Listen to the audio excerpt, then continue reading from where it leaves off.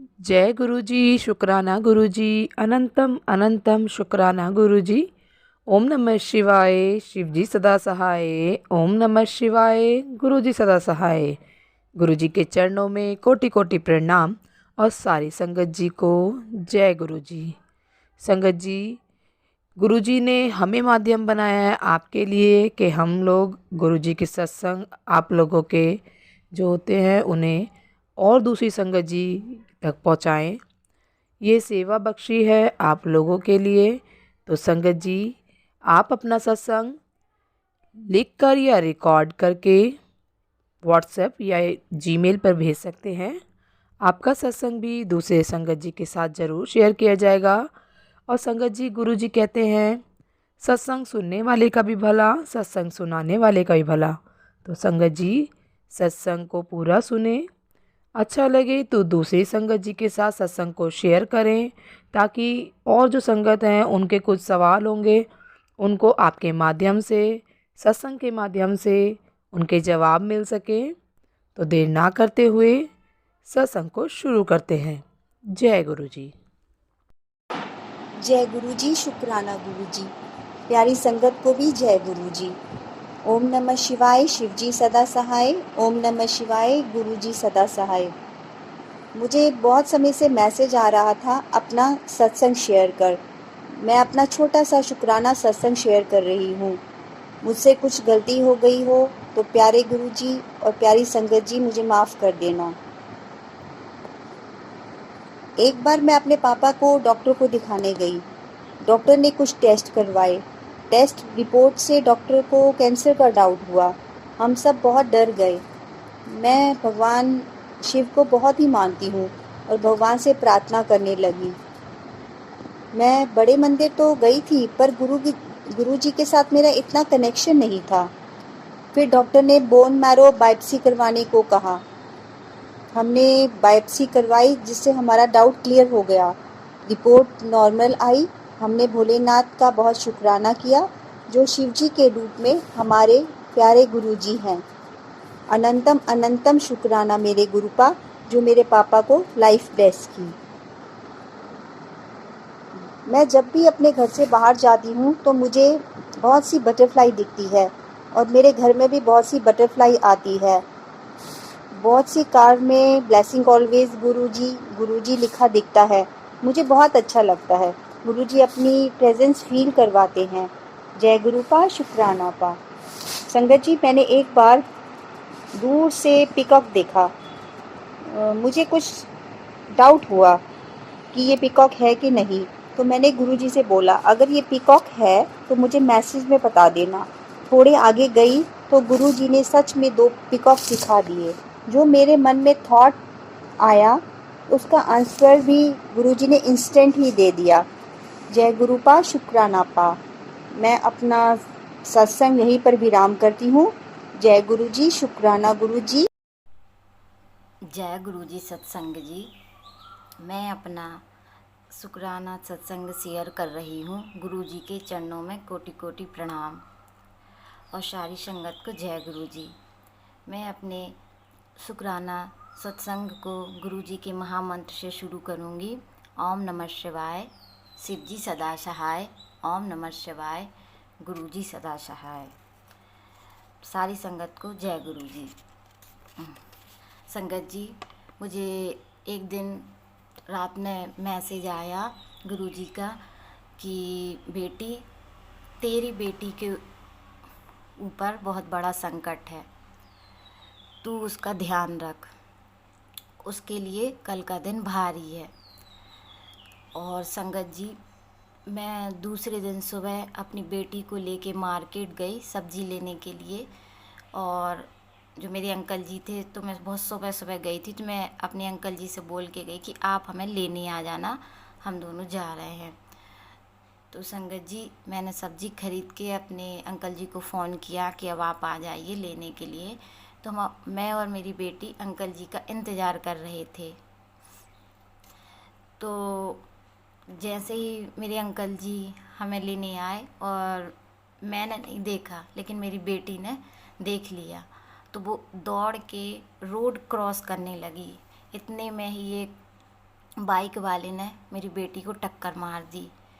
तो मेरे अंकल जी रोड के दूसरी साइड थे और मैं दूसरी साइड थी। तो हम दोनों दौड़ के एकदम से गए और बहुत सारे लोग आ गए, क्योंकि वो अभी बहुत छोटी है, 4 साल की। तो बहुत भीड़ लग गई। वो बाइक वाला भी जिसने टक्कर मारी वो भी एकदम से डर गया और उतर के बोला कि मैंने कुछ नहीं किया, आप देखिए। और मेरी बेटी को उसने ऐसी टक्कर मारी कि वो मुंह के बल सड़क पे गिरी। लेकिन जब हमने अपनी बेटी को उठाया और देखा तो उसको कोई चोट नहीं लगी थी। और वो हंसने लगी उठ के। तो सब देखने लगे, सब कहने लगे देखो इसको कहीं ना कहीं लग गई होगी। लेकिन हमने उसको देखा, उसको कहीं नहीं लगी थी, बस वो हंसे जा रही थी, उसको हंसी आ रही थी। और मैं रोने लगी कि, और वो जो बाइक वाला था वो बहुत घबरा रहा था, कह रहा था कि, कहने लगा कि सॉरी मैंने जानबूझ के नहीं मारा, आप देख लीजिए अगर कोई दिक्कत है तो लेकिन हम लोगों ने देखा उसको बिल्कुल भी चोट नहीं लगी थी। और एकदम से मुझे गुरुजी के उस मैसेज की याद आई कि ये मैसेज तो मैंने रात में ही पढ़ा था, ये मुझे गुरुजी ने दिया था। लेकिन गुरुजी ने मेरी बेटी को एक खरोंच भी नहीं आने दी। संगत जी, हमारे प्यारे गुरुजी इतने प्यारे हैं कि मैं बता नहीं सकती। अब तो मेरे साथ हर रोज़ एक नया सत्संग होता है। जय गुरुजी, शुक्राना गुरुजी। उस दिन पता नहीं क्या से क्या हो जाता, क्योंकि मेन रोड है, बहुत सारी गाड़ियाँ आती निकलती रहती हैं, मार्केट है, मेन मार्केट में भी। लेकिन मेरी बेटी को कुछ नहीं हुआ। हम उसको घर लेके आए, हमने उसके फिर से उसको पूरा देखा कि कहीं इसको चोट तो नहीं लगी, लेकिन उसको कहीं भी चोट नहीं लगी थी। वो घर पे भी आके नॉर्मल थी। जय गुरुजी, शुक्राना गुरुजी, आपने मेरी बेटी की रक्षा की। ऐसे ही अपनी बेटी के परिवार पर अपनी सदा कृपा दृष्टि ऐसे ही बनाए रखना, और सारी संगत पर गुरुजी ऐसे ही अपनी कृपा दृष्टि बनाए रखना। जय गुरुजी, शुक्राना गुरुजी। मैं अपने शुक्राना सत्संग को यहीं विराम देती हूँ और दोबारा गुरुजी का मंत्र जाप करती हूँ। ओम नमः शिवाय, शिव जी सदा सहाय। ओम नमः शिवाय, गुरुजी सदा सहाय। जय गुरुजी, शुक्राना गुरुजी, अनंतम अनंतम शुक्राना गुरुजी। जय गुरुजी, शुक्राला गुरुजी, अनंतम अनंत शुक्राला गुरुजी। सभी संगत जी को जय गुरुजी। संगत जी, मैं आपके सामने अपना शुक्राला सत्संग शेयर कर रहा हूँ। उससे पहले मैं मंत्र जाप करना चाहूँगा। ओम नमः शिवाय, शिव जी सदा सहाय। ओम नमः शिवाय, गुरुजी सदा सहाय। संगत जी, एक दिन मेरी दीदी मंदिर में पूजा कर रही थी, तो मैं भी मंदिर गया और वहाँ बैठ गया। हमारे मंदिर में शिव जी का पोस्टर है।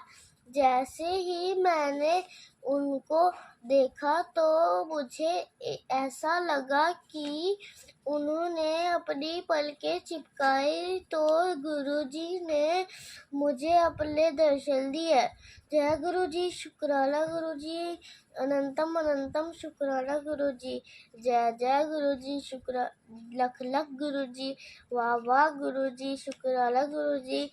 मैं अपना सत्संग गुरुजी के मंत्र जाप के साथ समाप्त करता हूँ। ओम नमः शिवाय, शिव जी सदा सहाय। ओम नमः शिवाय, गुरुजी सदा सहाय। जय गुरुजी, शुक्राना गुरुजी। ओम नमः शिवाय, शिव जी सदा सहाय। ओम नमः शिवाय, गुरुजी सदा सहाय। ओम नमः शिवाय, शिव जी सदा सहाय। ओम नमः शिवाय, गुरुजी सदा सहाय। संगत जी, मैं रितु सोडी मुंबई से पहले भी अपने सत्संग शेयर कर चुकी हूँ, और इस बार तो मैं 2 बहुत बड़े सत्संग शेयर कर रही हूँ। मैं 1 महीने के अंदर 2 बार बड़े मंदिर होके आई हूँ दिल्ली, और मतलब वो फीलिंग ही बहुत डिवाइन थी, बहुत मज़ा आया। और गुरुजी को बार बार देखने की इच्छा, वहाँ जाने की इच्छा बहुत ही, बार बार ऐसे लगता है कि बस वहाँ चले जाओ। और वहाँ जाने का भी मतलब बहुत ही अलग एक्सपीरियंस था। मैं फ़्लाइट से पहुँची दिल्ली, उसके अगले दिन ही मंदिर जाना था मुझे, थर्सडे को। और वेंसडे को जब मैं पहुंची तो फ़्लाइट का एक्सपीरियंस कुछ अच्छा नहीं था, बहुत ही टर्बुलेंस था। तो मैंने फ़्लाइट में भी बराबर बोला गुरुजी को कि गुरुजी मतलब सबको सेफली पहुंचा दो। और उस दिन कुछ ज़्यादा ही दिक्कत हो गई थी, तो हम सब ने सेफली लैंड किया और हम घर पहुंचे। फिर मेरी तबीयत थोड़ी ख़राब ही थी। इसके बाद में अगले दिन मैंने बोला बेटे को कि मुझे जाना है मंदिर, तो उसने बोला देख लो आपकी तबीयत को। मैं कहा नहीं नहीं गुरुजी अपने आप ले जाएंगे और मुझे तो जाना ही है। इसके बाद फिर मैंने मेरे को याद आया मेरी एक फ्रेंड पुरानी गुड़गांव में आई हुई थी, तो मैंने उनको कॉल किया। तो उन्होंने बोला कि मैं आज तुमसे मिलने आती हूँ। तो मैंने कहा कि देख लो आप, 4 बजे मुझे बड़े मंदिर जाना है। तो उन्होंने बोला कि बड़े मंदिर यानी छतरपुर वाला? मैंने कहा हाँ जी। तो उन्होंने बोला मुझे भी जाना है। तो फिर इंस्टेंटली हमारा प्रोग्राम बन गया कि वो यहाँ आएंगी और मुझे लेके जाएंगी, क्योंकि मेरी कैब बुक थी पहले से ही मंदिर के लिए।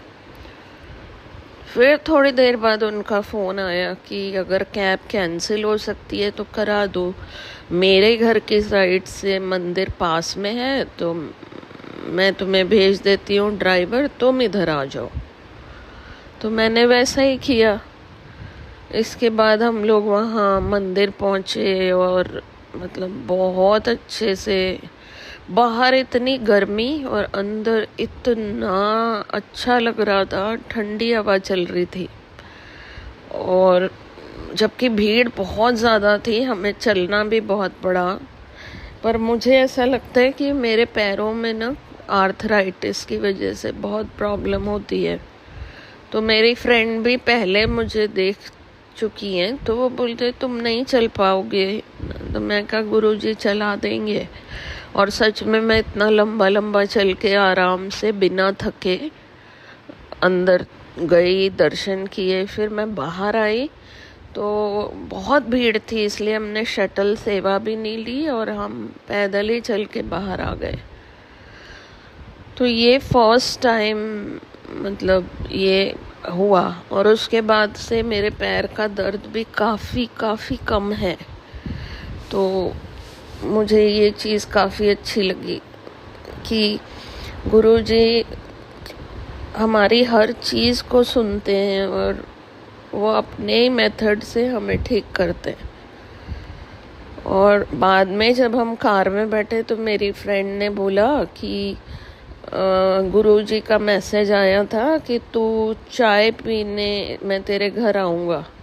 और देखो आज आप मेरे घर पे आए और आपने चाय भी पी, वो भी इलायची वाली।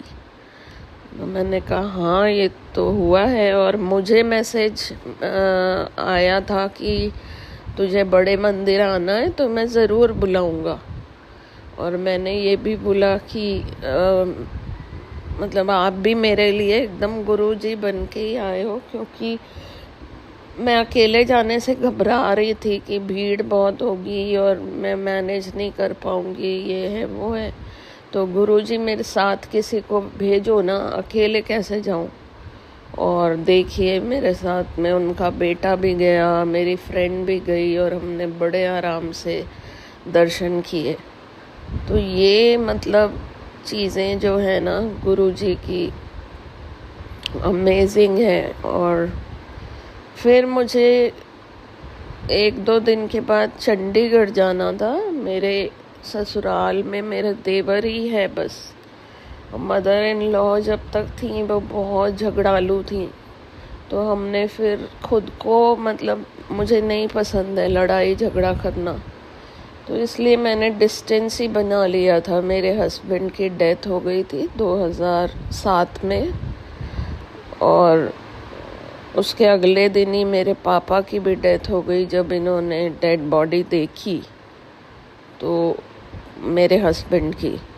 तो उस टाइम से आज तक हमारे रिलेशन उनसे अच्छे नहीं थे, हम लोग बात नहीं करते थे। तो मुझे उनके एक जीजा जी ने अप्रोच किया, मेरी जो देवरानी है, कि आप लोग आपस में मिलो, बात करो, जो भी टेंशन है उसको ख़त्म कर दो, अब तो मम्मी है नहीं। तो मम्मी नहीं करने देती थी, बहुत ज़्यादा मेरे पे उनको ट्रस्ट ही नहीं था। तो फिर मैंने सोचा कि ठीक है, मैं जाती हूँ और मिलती हूँ, और ऐसा मैंने लास्ट मंथ किया था। और उन लोगों ने बोला कि हमारा जो मकान जॉइंट है उसमें मतलब सारा पैसा ऑलमोस्ट मेरे देवर का लगा हुआ है और मेरे हस्बैंड ने थोड़ा लगाया था। तो उसका कहना था कि इसको आप मतलब मेरे लिए फ्री कर दो। तो मैंने भी पिछले महीने जब देखा तो उनकी हालत बहुत ख़राब थी, मतलब उनके पास अच्छी जॉब भी नहीं है, पूरा घर मतलब जगह जगह से ख़राब हो रहा है। उनका एक ही बेटा है 10-11 साल का, जबकि वो एज में मेरे बराबर है। मेरे बच्चे की शादी भी हो चुकी है। तो मैंने देखा और मेरी देवरानी और उसका बच्चा बहुत ही अच्छे हैं। तो फिर मैंने सोचा कि मैं इनके लिए ये कर दूंगी। और वहाँ पे जो ऑफिस है तहसीलदार का चंडीगढ़ में, डेरा बस्सी साइड, उसने बार बार डेट्स बदली, कभी 22, कभी 24, कभी, और जब हम पहुँचे 24 को तो बोल रहे हैं कि नहीं अभी तो एक ही साइन हो पाएगा और फाइनल जो है वो 7-8 दिन बाद होगा, वैसे आप आ जाओ ऑफिस। मैं एकदम मतलब थोड़ा परेशान सी हो गई। इसके बाद ना मेरे देवर ने भी मैसेज किया कि मुझे आपकी ज्वेलरी देनी है, लेकिन जब तक साइन नहीं होगा मैं नहीं दूंगा। वो थोड़ा सा अलग नेचर का है। तो मैंने भी गुरुजी को बहुत रास्ते में अरदास की, मेरे दोनों बच्चे भी थे, तो मैंने खूब प्रे किया कि गुरुजी बस मैं बार बार नहीं आ सकती, जो भी होना है ना आप करा दो बस। और इसका घर मैं अच्छे के लिए फ्री कर रही हूँ ना, मेरे मन में कोई पाप नहीं है, मुझे कुछ नहीं लेना, तो ये काम हो जाए। और आप बिलीव नहीं करेंगे कि जब मैं वहाँ पहुँची तो आधा पौना घंटा हम खड़े रहे गर्मी में बाहर, बट तहसीलदार ने वन बाय वन जो पेंडिंग काम उस दिन का था वो सारा एक ही दिन में कर दिया, और वो भी 2-2.5 घंटे के अंदर। और क्योंकि अभी इलेक्शन चल रहे हैं, इनकी ड्यूटीज़ होती हैं, तो ये नियरली इम्पॉसिबल वर्क था, जो कि मतलब बड़े ही हैरानी हुई मुझे कि वो एकदम 2-2.5 घंटे में निपट गया। मैं भी गवर्नमेंट में हूँ, ऑफिसर हूँ, मुझे मालूम है कि लोग कितना काम को लेके लटकाते हैं और कितना मतलब प्रॉब्लम क्रिएट कर देते हैं। तो वो काम कैसे हो गया हमें पता भी नहीं चला। और इवन वो तहसीलदार बड़े मतलब अच्छे मूड में था, बड़े प्यार से उसने बात की। और फिर हम लोग घर आ गए। फिर मेरे देवर ने मुझे इनवाइट करा घर पे संडे को। फ्राइडे को ये सारा काम हो गया, संडे को उसने इनवाइट करा, अच्छे से बहुत अच्छे से उसने खातिर की, बहुत प्यार दिया। इसके बाद उसने मेरे जेवर भी वापस कर दिए जो मम्मी ने आज से 20 साल पहले छीन लिए थे मुझसे। तो ये सब बहुत ही हैरान करने वाला था। और मैं समझती हूँ कि अगर गुरुजी नहीं होते ना लाइफ में, तो ये चीज़ें कभी हो नहीं पाती, क्योंकि हम अपना दिमाग चलाते हैं, दुनिया अपना दिमाग चलाती है, पर हम कुछ भी चीज़ें भगवान पे नहीं छोड़ते। और जब मैंने देखा है गुरुजी ने हमारा जिस दिन से हाथ पकड़ा है ना, हम कोशिश मैं करती हूँ, अभी सीख रही हूँ कि सब कुछ उन पे छोड़ दिया, सब कुछ छोड़ दिया। तो वो सारी चीज़ें बहुत अच्छे से गुरुजी कर देते हैं, और वो अपने बच्चों का खुद ध्यान रखते हैं। अभी मेरे छोटे बेटे की जॉब लगनी है, मैं बिल्कुल भी दिमाग नहीं चला रही, गुरुजी के ऊपर छोड़ दिया है, क्योंकि देर बेशक हो, मार्केट में जॉब्स नहीं है, लेकिन मुझे मालूम है कि गुरुजी उसके लिए कुछ अच्छा ही निकालेंगे, अच्छा ही करेंगे, और जो वो रास्ता देंगे हमें उसी पर चलना है। तो इसके साथ ही मैं अपने इस सत्संग को विराम देती हूँ। और ऐसे तो बहुत सारे सत्संग हैं छोटे छोटे, इनको मैं दोबारा दूसरे सत्संग में शेयर करूँगी, नहीं तो ये बहुत लंबा हो जाएगा।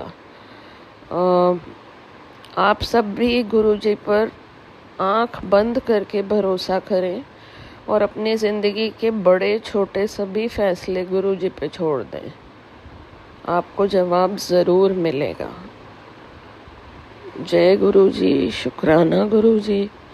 ओम नमः शिवाय, शिवजी सदा सहाय। ओम नमः शिवाय, गुरुजी सदा सहाय। ओम नमः शिवाय, शिवजी सदा सहाय। ओम नमः शिवाय, गुरुजी सदा सहाय। जय गुरु जी। संगत जी, यदि सत्संग पसंद आया हो, सत्संग को लाइक करें, चैनल को सब्सक्राइब करें। सत्संग बोलने में कोई गलती हो गई हो तो कृपया क्षमा करें। और यदि आप भी अपना सत्संग दूसरे संगत जी के साथ शेयर करना चाहते हैं, तो डिस्क्रिप्शन में दी गई ईमेल आईडी और व्हाट्सएप नंबर पर आप अपना सत्संग शेयर कर सकते हैं। आपका सत्संग भी दूसरे संगत जी के साथ ज़रूर शेयर किया जाएगा। जय गुरु जी, शुक्राना गुरु जी। सारे संगत जी को जय गुरु जी।